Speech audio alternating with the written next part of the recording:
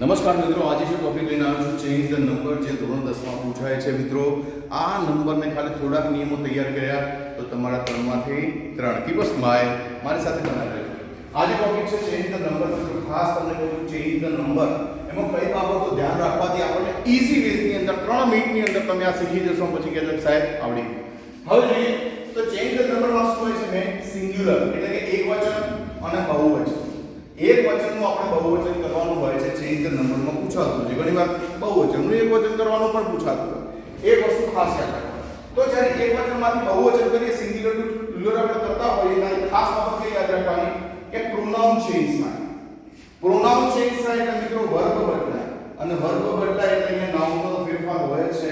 એટલે મેઈન જે રોલ છે એ નાઉન બદલાય, નાઉન અથવા પ્રોનાઉન બદલાય એટલે સબ્જેક્ટ વર્બ એગ્રીમેન્ટનો નિયમ લાગુ પડે એટલે વર્બ પણ બદલાઈ જાય, ક્રિયાપદ પણ બદલાઈ જાય.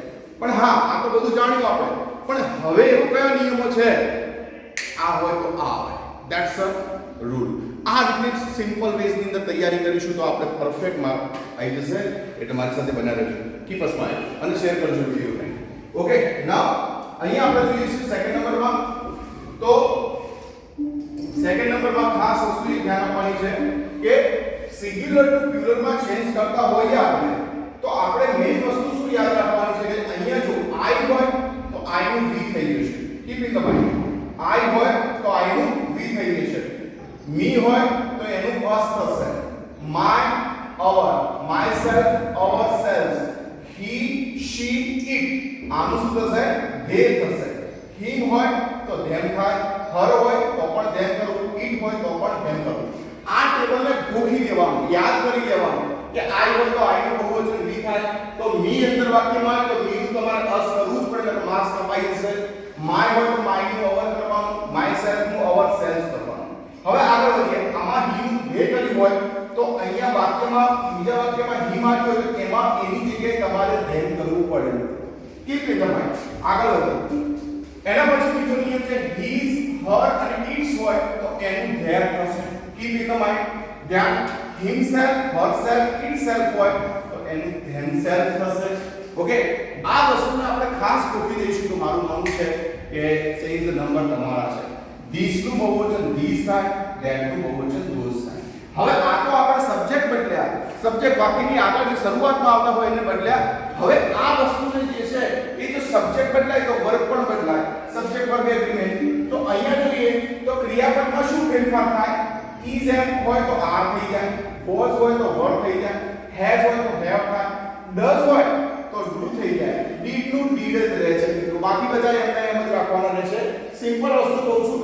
અહીંયા ક્રિયાપદનું બહુવચન હોય, આ ખાસ નિયમ કહું છું, બહુવચન રૂપ એટલે કે s અથવા es વાળું હોય તો અહીંયા ક્રિયાપદનું મૂળ રૂપ આવશે. એક સેન્ટેન્સ દ્વારા તમને સમજાવું, હમણાં હાલ આવડી જશે. કઈ રીતે ધ્યાન આપો? દાખલા તરીકે હું એમ કહું છું કે I play cricket. ઓકે, હવે અહીંયા I ની જગ્યાએ તમારે he લખવાનું છે. ઓકે, તો he અહીંયા play નું શું થઈ જશે? plays cricket થશે. સિંગ્યુલર he સાથે ક્રિયાપદનું બહુવચન આવે, I સાથે મૂળ રૂપ આવે. એટલે અહીંયા મારે એક નિયમ બનાવવો પડે. કયો?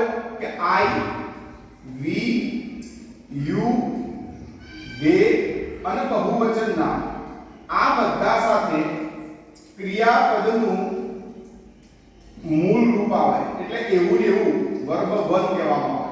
જ્યારે he, she, it અને એકવચન નામ સાથે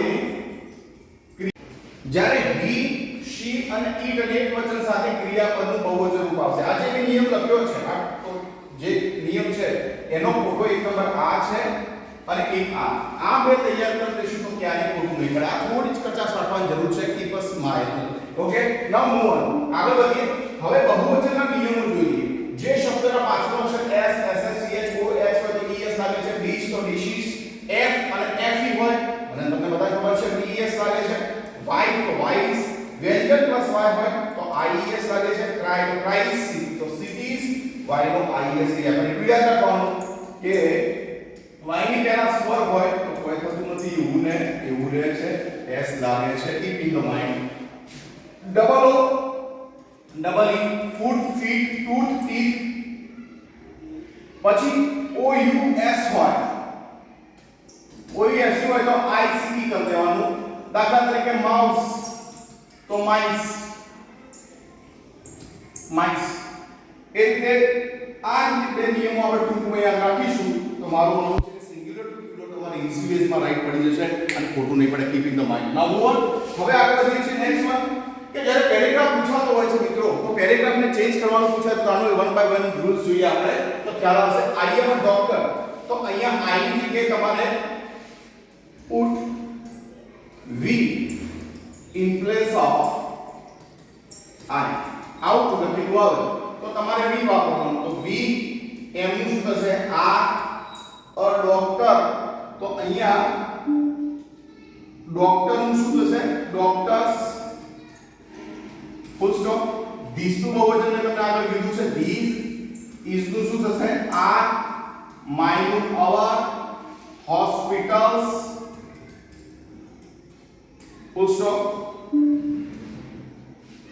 Now I તો ફરીથી v એમ નું શું થશે આ અ હેપી મેન તો હેપી થશે પણ મેન નું એનિયન મેન થશે. ધેટ નું ધોઝ આ માય નું અવર હવે ફ્રેન્ડ્સ બહુવચન થાય ફ્રેન્ડ નું ફ્રેન્ડ્સ થાય તો એપોસ્ટ્રોફી s બહાર આવી જાય. આ ખાસ નિયમ યાદ રાખજો પૂછાય તો સ્ટુડન્ટ મિસ્ટેક કરશે જ અહીંયા અને હાઉસ નું શું થશે મિત્રો હાઉસીસ થશે. સો જ્યારે પણ આપણે સિંગ્યુલર ટુ પ્લુરલ માં ચેન્જ કરતા હોઈએ તો આપણે જે મેઇન વસ્તુ યાદ રાખવાની છે એ જે છે આ જે શબ્દો છે એના નીચે અંડરલાઈન કરી લઈશું આપણે તો ઈઝી વેઝ ની અંદર આપણને ખ્યાલ આવી જશે કે કયા શબ્દો ચેન્જ કરવાના છે. ખાસ કરીને એપોસ્ટ્રોફી s વાળા શબ્દોને ધ્યાનમાં રાખીશું તો મારું માનવું છે કે તમારે આ ટોપિકની અંદર ક્યારેય તકલીફ નહીં પડે. જે પણ વિદ્યાર્થી મિત્રોને જરૂર છે એ વિદ્યાર્થી મિત્રોને શેર કરજો અને આ નિયમો તૈયાર થઈ જશે તો મારું માનવું છે કે ક્યારેય પણ ચેન્જ ધ નંબર છે એ ખોટા નહીં પડે. I hope you understand very well about my topic. ચેનલને શેર અને સબસ્ક્રાઇબ કરવાનું ભૂલતા નહીં. કીપ અ સ્માઇલ અને ઇંગ્લિશ શીખતા રહો મારી સાથે બન્યા રહો. Thank you very much.